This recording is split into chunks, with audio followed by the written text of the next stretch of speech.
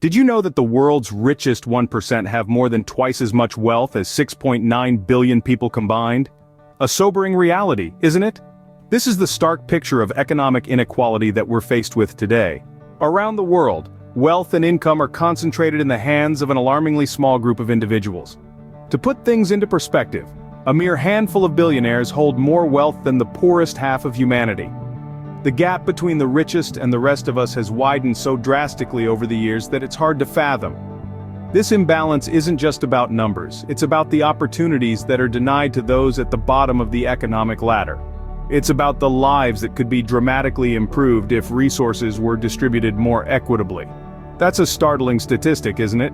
So what if there was a different approach to economics that could potentially bridge this gap? Enter the concept of economic democracy, a socio-economic philosophy that suggests an alternative to our current economic structure.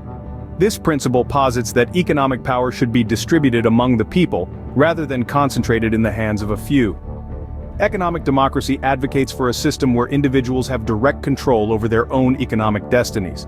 It champions a redistribution of economic power, the decentralization of economic decision-making, and the establishment of worker-owned cooperatives. Now you might be wondering, how does this work in real life? Let's take a look at some real-world examples. The Mondragon Corporation in Spain is a federation of worker cooperatives that has been successful for over 6 decades. This cooperative model has allowed for sustainable economic growth, job creation, and a fair distribution of wealth, proving that economic democracy can thrive in practice.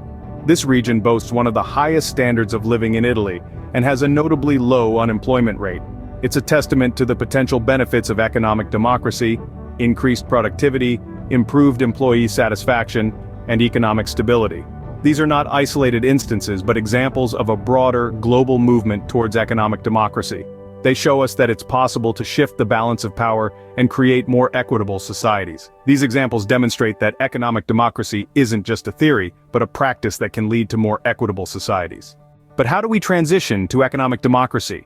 One potential pathway is through the Progressive Utilization Theory.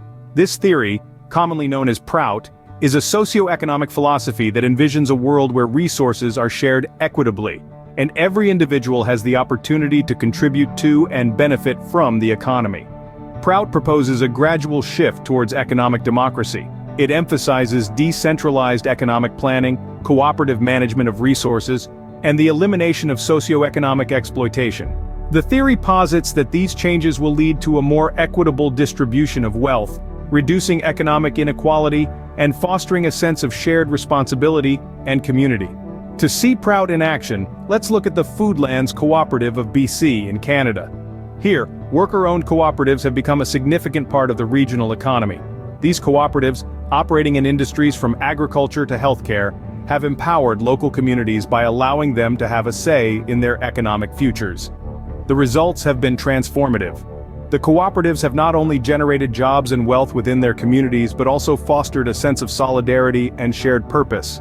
They've shown how a shift towards economic democracy can create more resilient and equitable economies. These examples show that the Progressive Utilization Theory isn't just a vision, but a roadmap to a more equitable economic future. You might be wondering, what can I do to promote economic democracy?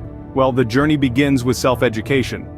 Immerse yourself in the principles of economic democracy and the Progressive Utilization Theory. Dive into books, articles, and online resources that explore these concepts in depth. But don't stop there. Discuss these ideas with your peers, your family, your community. Start conversations that challenge the status quo and envision a more equitable economic system. Use your voice, your vote, your influence to advocate for policies that promote economic justice and sustainability. And remember, every action counts. Whether it's choosing to support businesses that share these values, or lobbying for legislation that advances economic democracy, your actions hold power. Remember, change starts with you. By learning about and promoting economic democracy, you can help create a more equitable economic future for everyone.